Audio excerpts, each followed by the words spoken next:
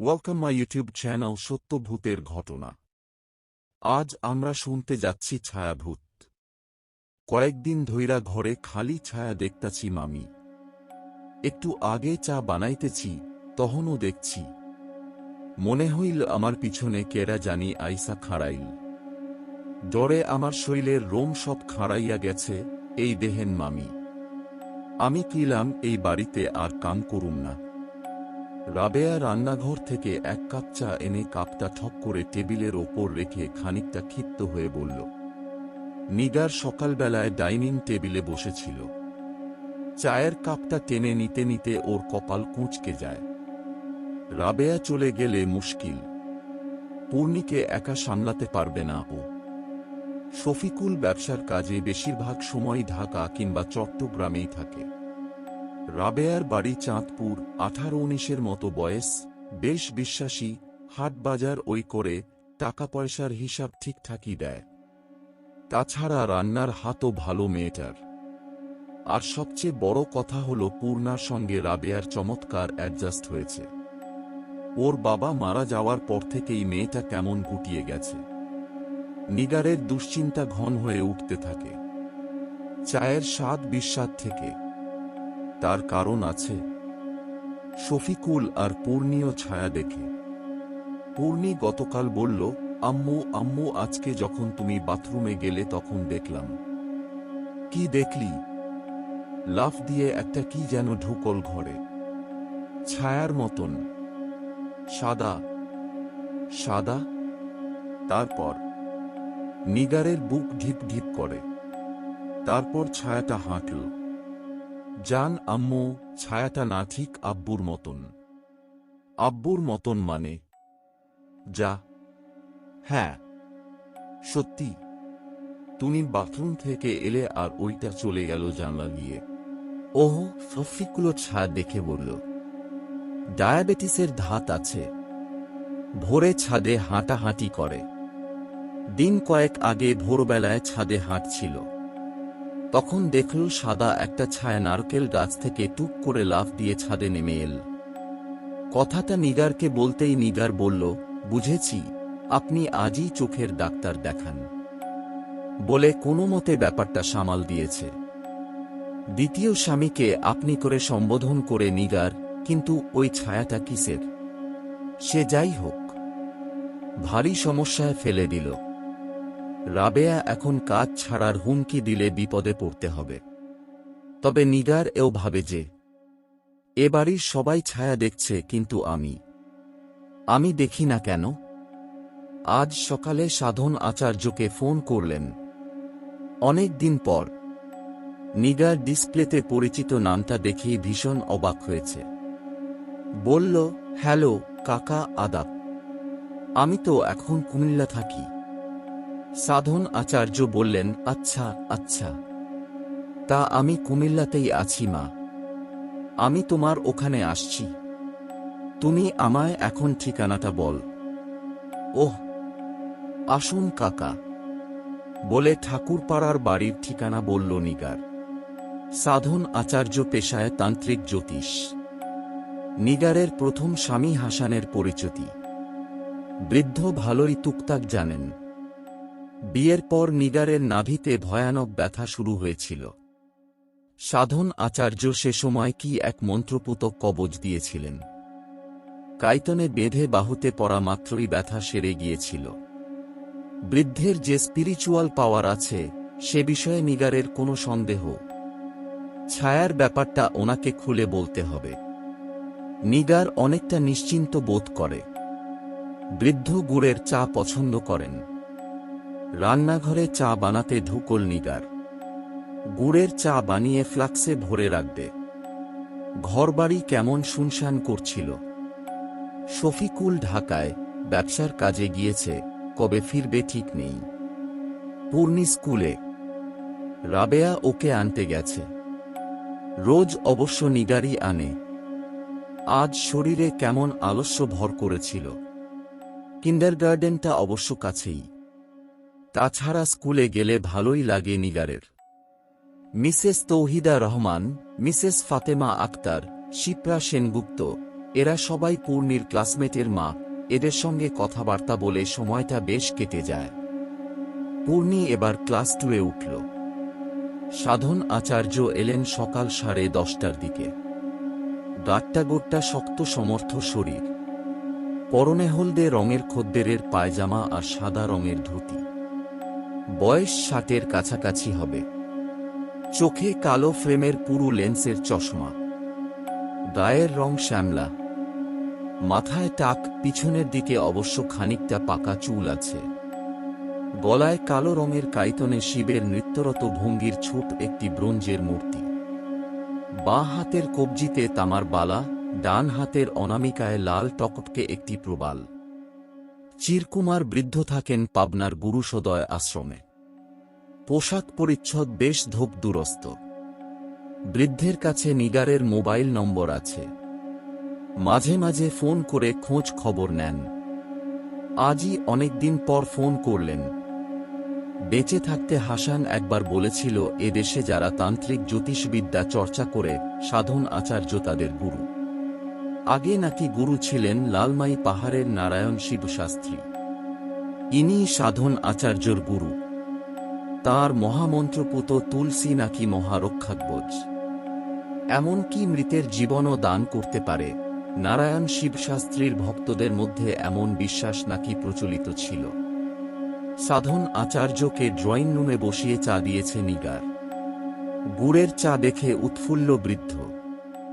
চায়ে চুমুক দিয়ে বৃদ্ধ বললেন, মা, অনেক দিন হল তোমাকে দেখি না, তাই ভাবলাম এদিকে যখন এসেছি মায়ের সঙ্গে একবার দেখা করেই যাই। কুমিল্লায় কোথায় এসেছিলেন কাকা? চায়ে চুমুক দিয়ে সাধন আচার্য বললেন, লালমাই পাহাড়ে মা সদাশিব মহান্ত নামে এক তান্ত্রিক সন্ন্যাসীর কাছে। বিচিত্র ধরনের একটি নাগিনী সাপের নীলাভ নাগমণি নাকি তিনি সংগ্রহ করেছেন, তাই আমাকে একবার দেখাতে চাইলেন। দেখলেন? হ্যাঁ, বড় আশ্চর্য জিনিস। নীল রঙের। পুরাণে নাগমণির কথা পড়েছি, এটির কথা, কিন্তু বাস্তবে যে আছে তাই জানতাম না। সে যাক, আজকাল আমি আবার ঘন ঘন হাসানকে স্বপ্ন দেখছি। ছেলেটি আমাদের ছেড়ে অকালে চলে গেল। মহেশ্বর কার কপালে যে কি লিখে রেখেছেন। ছোট থাকতে প্রখর স্মরণশক্তির অধিকারী ছিল হাসান। জানত আমাদের বাড়ি একই পাড়ায় ছিল। জানি কাকা। আঁচলে চোখ মুছে নিগার বলল। এই মুহূর্তে বৃদ্ধ জ্যোতিষীর মুখটা কেমন যেন ঝাপসা দেখাচ্ছে। আমি ওকে এসরাজে হাতে খড়ি দিয়েছি। ও যখন রাগ প্রদীপ বাজাত নিগার চুপ করে বসে থাকে। হাসানের প্রসঙ্গে চোখে জল আসে। হাসানের বাবার যখন যশোরে পোস্টিং ছিল, সে সময় সাধন আচার্য হাসানদের প্রতিবেশী ছিলেন। হাসানকে খুব স্নেহ করতেন বৃদ্ধ। হাসানের বাবা যশোর থেকে বদলি হয়ে গেলেও বৃদ্ধ সম্পর্ক রেখেছেন। বৃদ্ধ অনেকবারই এসেছিলেন ফকিরহাটের বাড়িতে। তবে একটা কথা মা। সাধন আচার্য বললেন। জি কাকা, বলুন।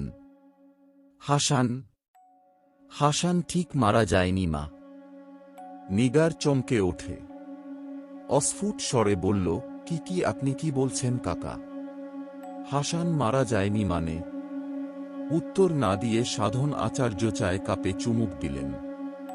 তারপর কাপটা টেবিলের ওপর নামিয়ে রাখলেন। ফ্লাক্স থেকে গুড়ের চা ঢেলে নিচ্ছেন। জানালা দিয়ে রোদ ঢুকেছে ঘরে। বৃদ্ধের মুখোমুখি একটি সোফায় সিধে হয়ে বসে থাকা নিগার কাঁপছিল। বৃদ্ধের দিকে অপলক চোখে চেয়ে আছে। কখন যে বলে উঠল, কি বলছেন কাকা, হাসান মারা যায়নি? নিগারের কণ্ঠস্বর কেমন দুর্বল শোনায়। হাসানের মরদেহ পাওয়া গেছে? বৃদ্ধ পাল্টা প্রশ্ন করলেন। নিগারের চোখে চোখ রেখে তাকিয়ে আছেন। না কাকা। তাহলে? নিগারের শরীরের শীতল স্রোত ছড়িয়ে পড়ে। পলক না ফেলে বৃদ্ধকে দেখছে। বৃদ্ধ ঠিকই বলেছেন। অ্যাক্সিডেন্টের পর হাসানের ডেড ডি পাওয়া যায়নি। হাসান ছিল উপসহকারী কৃষি কর্মকর্তা। ফকিরহাট উপজেলায় পোস্টিং। সুভাড্ডা থেকে রামপাল যাবার পথে অ্যাক্সিডেন্টটা হয়। কালভার্ট ভেঙে বাস খালের মধ্যে পড়ে যায়। না, হাসানের লাশ পাওয়া যায়নি। হাসানের সহকর্মী শহীদুল আলম হাসানের সঙ্গেই একই বাসে ছিলেন, সেটি তিনি কনফার্ম করেছেন। শহীদুল আলমও দুর্ঘটনায় গুরুতর আহত হয়েছিলেন। তাহলে নিগারের কপালে ঘাম ফুটে উঠছিল, নিঃশ্বাস দ্রুতগামী হয়ে উঠেছে। হাসানকে ও ভুলতে পারেনি। সুন্দর একটা মন ছিল ওর এসরাজটা এখনো যত্ন করে রেখে দিয়েছে। হাসান মেয়েটাকে প্রচণ্ড ভালোবাসত। হাসান যখন মারা গেল সে সময় পূর্ণির বয়স 5। কিভাবে যে নিগার একা সামলেছে সেই কঠিন শূন্যতায় ভরা দিনগুলি। নিগারের বাবা ফকিরহাট এসে মেয়েকে নরসিংদী নিয়ে গেলেন। ভদ্রলোক চট্টগ্রাম রেলওয়েতে চাকরি করলেও নরসিংদীতে জমি কিনে 3 শেডের বাড়ি করেছিলেন। তিনিও 1 বছরের মাথায় মারা গেলেন। স্ট্রোক করেছিলেন, হয়তো মেয়ের নিষ্করুণ বৈধব্যে রূপ দেখেই। নিগারের অতি সমুদ্রে ভাসছিল। মাথার ওপর অভিভাবক না থাকলে যা হয়। অনেকটা আকস্মিকভাবেই নিগারের বড় চাচা কুমিল্লার এক বিপত্নিক ব্যবসায়ীর সঙ্গে নিগারের বিয়ে ঠিক করেন। দ্বিতীয় স্বামী শফিকুল ইসলাম ভালো মানুষ, তবে ভীষণ কাজ পাগল। সংসারে মন নেই, এ কারণেই হয়তো হাসানের এসরাজ নিয়ে কোনো প্রশ্ন করেননি। কুমিল্লা শহরে কান্দির পাড়ে প্রেস আছে, ঠাকুরপাড়ায় 4 তলা বাড়ি। মাস গেলে প্রায় $250,000 টাকা ভাড়ার টাকা নিগারের হাতেই জমা হয়। ভিতরে ভিতরে হাসানের জন্য মন পুড়লেও দ্বিতীয় স্বামীর সংসারে নিগারের অন্তত সুখ স্বাচ্ছন্দ্য আছে। এখন বৃদ্ধ তান্ত্রিক জ্যোতিষী এসে কি কথা শোনালেন। সাধন আচার্য বললেন, আমি তোমার কাছে একটা জরুরি কথা বলতে এসেছি মা। বলেন কাকা, বলে আঁচল দিয়ে কপালের ঘাম মুছে নীল নিগার। বুকটা ঢিপ ঢিপ করছে। ভোরে ছাদে হাঁটাহাঁটি করার সময় শফিকুলও ছায়া দেখেছে। ছায়াটা নারকেল গাছ থেকে টুপ করে লাফ দিয়েছিল। আসলে কি ছিল ওটা? এক তীব্র কৌতূহল আচ্ছন্ন করে নিগারকে। সাধন আচার্য পাঞ্জাবির পকেট থেকে ছোট একটি নকশাদার রূপোর চিবে বের করলেন। তারপর সেটি খুলে এক টিপ খৈনি বার করে মুখে ফেললেন। বাতাসে শুকনো তামাকের গন্ধ ছড়ায়। খৈনি চিবুতে চিবুতে বৃদ্ধ বললেন, তুমি কি ঘরে ছায়া দেখ মা? ছায়া? হ্যাঁ, ছায়া, ধূসর ছায়া। নিগারের শরীর কাঁপছে।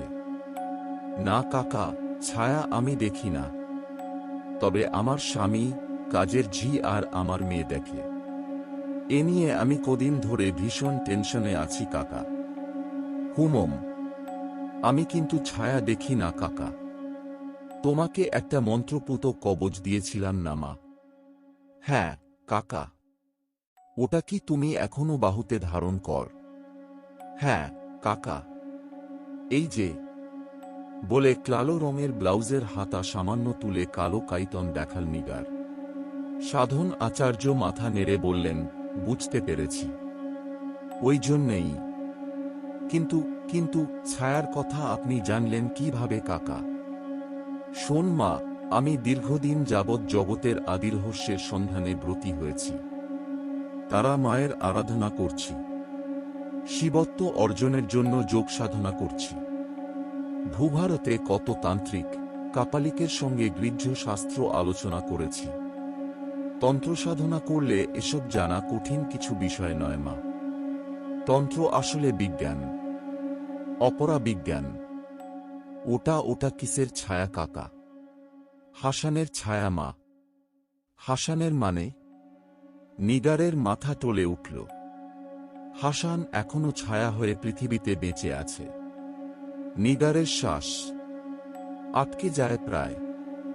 ও অস্ফুট স্বরে বলল, হাসান ছায়া হয়ে আছে মানে?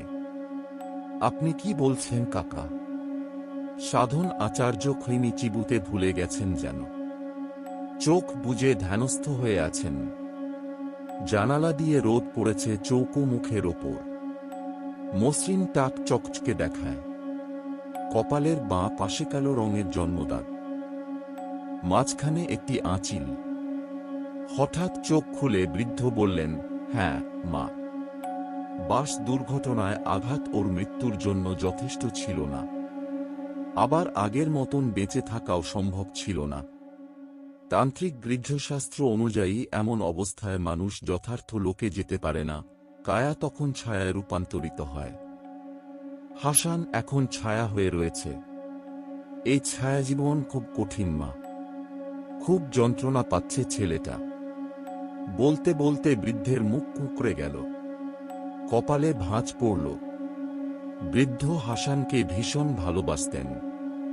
ওই দেখ, সাধন আচার্য হাত তুলে বললেন। নিগার চট করে ডান পাশে ফিরে তাকায়। পর্দার ওপাশে কি যেন সরে যায় দ্রুত, কালো মতন। নিগারের শরীর ঝনঝন করে বেজে ওঠে। করি কি ওটা? বৃদ্ধ কিছু বলার আগেই টুং টাং ডোরবেল বাজল। নিগার চমকে ওঠে, তারপর উঠে দাঁড়িয়ে কেমন ঘোরের মধ্যে দরজার কাছে চলে আসে। বুক ভীষণ ধরফর করছে। দরজা খুলে দেখল রাবেয়া, হাতে স্কুলের ব্যাগ আর পানির বোতল। কিন্তু পূর্ণি কই? নিগারে বুক ধক করে উঠল। মুখ থেকে ছিটকে বেরিয়ে এলো, কি রে পূর্ণি কই? রাবেয়া হাসে। ঠিক তখনই পিছনে পূর্ণি বেরিয়ে আসে, স্কুল ড্রেস পরা, হাসছে। রোদে ঘেমে গেছে, ছোট ফর্সা মুখ লাল হয়ে আছে। অন্য সময় হলে মেয়েকে কিছুক্ষণ জড়িয়ে ধরে রাখে, আজ আর আদর করতে ইচ্ছে করছিল না। নিগার বলল, যাও মা, এখন গোছল করে নাও। পূর্ণি একবার সাধন আচার্যের দিকে তাকিয়ে চলে যায়। মনে হলো না বৃদ্ধকে দেখে খুশি হয়েছে। বৃদ্ধ যেন পূর্ণিকে দেখে চমকে উঠলেন। নিগারের একবার মনে হলো যে পূর্ণিকে বলে সালাম দাও। তোমার মনে নেই দাদু? কি মনে করে সামলে নিল। তার বদলে রাবেয়াকে বলল, পূর্ণির গোছল শেষ হলে ওকে ফ্রিজ থেকে স্যুপ বের করে গরম করে খেতে দিবি। আচ্ছা বলে রাবেয়া চলে যাবে। নিগার আবার বলল, শোন, এখন দ্বীপ থেকে রুই মাছ করে ভিজিয়ে রাখ, দুপুরে মেহমান খাবে। রাবেয়া চলে যায়। নিগার সোফায় এসে বসল। ওর মোবাইলটা পাশে পড়ে আছে সোফার ওপর। পরিচিত নোকিয়ার রিংটোন বেজে উঠল। নিগার মোবাইল তুলে নিয়ে বলল, হ্যালো। কার সঙ্গে যেন খানিকক্ষণ কথা বলল। ওর মুখের ভাব কেমন বদলে যেতে থাকে। একটু পর ফোন অফ করে সাধন আচার্যের দিকে তাকিয়ে চাপা স্বরে নিগার বলল, ফোন করেছিলেন হাসানের সহকর্মী শহীদুল আলম। ইনি উপসহকারী কৃষি কর্মকর্তা। ফকিরহাটে আমরা পাশাপাশি ছিলাম। এখন অবশ্য ভদ্রলোকের পোস্টিং মনিরামপুর উপজেলায়। আচ্ছা। শহীদুল আলম অ্যাক্সিডেন্টের সময় হাসানের সঙ্গে একই বাসে ছিলেন। আচ্ছা, তা কি বলল সে? বললেন যে কিছুদিন ধরে তিনি নাকি ছায়া দেখছেন। ছায়াটা কখনো মানুষের আকৃতি নেয়, তখন অনেকটা হাসানের মতো দেখায়। ওহ, তিনি আমাকে জিজ্ঞেস করলেন ছায়া আমিও দেখি কিনা। তা কি বললে তুমি? আমি বললাম না আমি ছায়াটা দেখি না। খামাখা ওনাকে আতঙ্কগ্রস্ত করার কি লাভ বলেন? তুমি ঠিকই বলেছ মা, কিন্তু কিন্তু এখন কি করব আমি কাকা? ভাবছি। নিগারের মোবাইল ফোন বাজল। মিসেস ফাতেমা আক্তার, পূর্ণার ক্লাসমেট ফারিয়ার মা। রানীর বাজার এলাকায় থাকে। ভদ্রমহিলার স্বামী সেলিম আক্তার কুমিল্লা শহরের একজন প্রথম সারির ব্যবসায়ী। জি আপা, বলেন। নিগারের গলা কাঁপছিল। আপা, আজ তো ফারিয়ার জন্মদিন। আপনার মেয়েকে আমি আমার বাসায় নিয়ে এসেছি। দুপুরে খাইয়ে আমার গাড়ি দিয়ে পাঠিয়ে দেব। আপনার মেয়েকে আমি বিদায় করে দিয়েছি। ও আপনাকে বলেনি? আপনি ফোন করলেন না বলে আমি ফোন করলাম। আপা প্লিজ ওকে আবার আপনি বকাঝকা করবেন না যেন। Oh no. নিগারের হাত থেকে মোবাইল পড়ে যায় মেঝের কার্পেটের ওপর। কি হলো মা? সাধন আচার্য ঝুঁকে পড়লেন। পূর্ণি আমার মেয়ে। ও অন্য কেউ? ও আমার মেয়ে না। নিগারের কণ্ঠস্বর ফুটছিল না। হ্যাঁ, সেটা তখনই বুঝেছি বলে দ্রুত পায়ে দরজার কাছে চলে এলেন সাধন আচার্য। পিছন পিছন নিগার। ওর দাঁড়িয়ে থাকতে কষ্ট হচ্ছে, মাথা কেমন টলছে। খাওয়ার ঘরে কেউ নেই। ওরা রান্নাঘরে দিকে যায়। রাবেয়া চুলার সামনে। চুলায় একটা সসপ্যান। স্যুপ গরম করছে মনে হলো। পূর্ণি কই? নিগারের কণ্ঠস্বর কেমন খসখসে শোনাল। গোছলখানায় মামি। রাবেয়া ফিরে তাকিয়ে বলল। নিগারের মুখ দেখে কিছুটা হতভম্ব হয়ে গেল। নিগার প্রায় দৌড়ে বেডরুমে চলে আসে। পিছনে সাধন আচার্য এদিক ওদিক তাকাচ্ছেন। বিড়বিড় করে কি যেন জপছেন। কেটে হাত দিয়ে রক্ষাকবচটি দেখে নিলেন। নিগারের আঁচল খসে পড়েছে। সেদিকে ভ্রুক্ষেপ নেই। বেডরুমে কেউ নেই। বাথরুমের দরজা বন্ধ। তবে ভিতর পানির কিংবা সারা শব্দ শোনা যাচ্ছে না। নিগার দরজার কাছে গিয়ে বলে, এই পূর্ণা, পূর্ণা, কি করছো তুমি? ভিতর থেকে একটি পুরুষ কণ্ঠ বলল, আমি গোসল করি। নিগার সাধন আচার্যের দিকে তাকালো। ফিসফিস করে বলল, হাসানের গলা। বৃদ্ধ মাথা নাড়লেন। বললেন, তাকে জিজ্ঞেস করো তো সে কি চায়। হাসান, কি চাও তুমি? নিগারের গলা কাঁপছিল। আমি ফিরে যেতে চাই। কোথায়? মৃত্যুর পরে মানুষ যেখানে যায় সেখানে যাও না কেন? যেতে পারছি না যে। কেন যেতে পারছো না? আমি যে বেঁচে আছি, আমি যে মরিনি। নিগার সাধন আচার্যর দিকে তাকালো। ওর চোখে মুখে অসহায় ভাব। সাধন আচার্য পাঞ্জাবির পকেট থেকে কি একটা বের করলেন। তারপর উবু হয়ে বসে জিনিসটা বাথরুমের দরজার ফাঁক দিয়ে ঢুকিয়ে দিলেন। তখনই ভিতর থেকে ভয়ঙ্কর চিৎকার শোনা গেল, যেন এক হিংস্র সাপদ ভয়ানক আক্রোশে ক্রুদ্ধ গর্জন করছে। যেসব ভেঙে চুরে ফেলবে সে। নিগার থরথর করে কাঁপছিল। চিৎকার শুনে রাবেয়া রান্নাঘর থেকে ছুটে এসেছে। এই মুহূর্তে নিগারকে জড়িয়ে ধরে রেখেছে। সাধন আচার্য বিড়বিড় করে মন্ত্র জপছেন। একটু পর ক্রুদ্ধ গর্জন থেমে গেল। নিগারকে ভয়ানক ফ্যাকাশে দেখাচ্ছে। ও ফ্যাসফ্যাসে স্বরে জিজ্ঞেস করল, ওটা কি ছিল কাকা? তখন দরজার তলা দিয়ে কি দিলেন?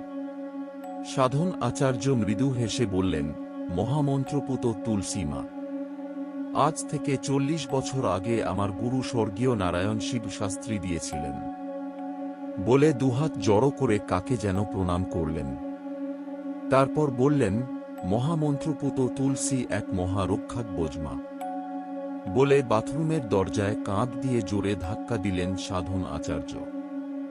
বৃদ্ধ হলেও প্রত্যহ যোগ সাধনা করেন বলে শক্ত সমর্থ মানুষ। দরজার ছিটকিনি খুলে যায়। ভিতরে কেউ নেই। অমা, মামি, পূর্ণায় গেল কই? রাবেয়া আর্তচিৎকার করে ওঠে। লাল প্লাস্টিকের বড় বালতিটা ওল্টানো। মেঝের ওপর পানি। মগটাও মেঝেতে পড়ে আছে। ওপাশের দেয়ালে গভীর ফাটল। ওপরের ছোট জানালার কাঁচ ভাঙা। হু হু করে রোদ ঢুকেছে। তোমার মেয়ের একবার খোঁজ নাও তো মা। স্নিগ্ধ কণ্ঠে সাধন আচার্য বললেন। বৃদ্ধ ঘেমে গেছেন। পকেট থেকে রুমাল বের করে কপালের ঘাম মুছে নিলেন। মোবাইলটা ড্রয়িং রুমের মেঝের ওপরে ছিল। নিগার দৌড়ে ড্রয়িং রুমে আসে। তারপর মিসেস ফাতেমা আক্তারকে ফোন করে। হ্যালো আপা, পূর্ণির কি খাওয়া হয়ে গেছে? হ্যাঁ হ্যাঁ, ও এখনই রওনা দেবে। আপনার মেয়ে তো কিছুই খেল না আপা। এত কষ্ট করে কাশ্মীরি পোলাও আর টমেটো চিকেন করলাম, আপনার মেয়ে ছুঁয়েও দেখল না, ডিমের মিহিদানাও না, আমার শ্বশুরবাড়ির রসভরি পিঠাও না। যা একটু ওই আপেলের সালাদ খেল।